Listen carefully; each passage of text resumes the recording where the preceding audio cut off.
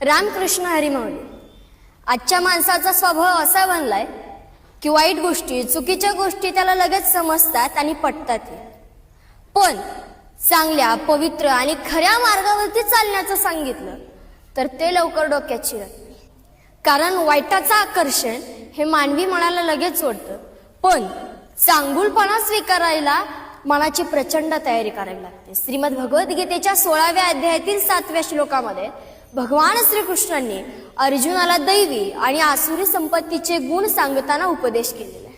प्रवृत्तींचे निवृत्तींचे जनान विदुरासुरा न शौचम नापी चाचोरा न सत्यम तेषु विद्यते.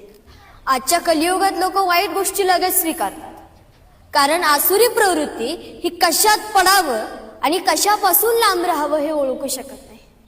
परंतु शौचम मनाची स्वच्छता, आचार चांगले वर्तन आणि सत्य खरेपणा हे स्वभावात टिकतच नाही. कितीही समजावून सांगितलं तरी सत्य त्यांच्या पसनी पडत नाही आणि वाईट गोष्टीतून मिळणारा तात्कालिक आनंद माणसाला हवीसा वाटतो. आणि म्हणूनच आज चांगल्या विचारांपेक्षा वाईट गोष्टी वणव्यासारख्या पसरतात आणि डोक्यात बसतात. हेच या श्लोकाचं शाश्वत आणि कठोर सत्य आहे.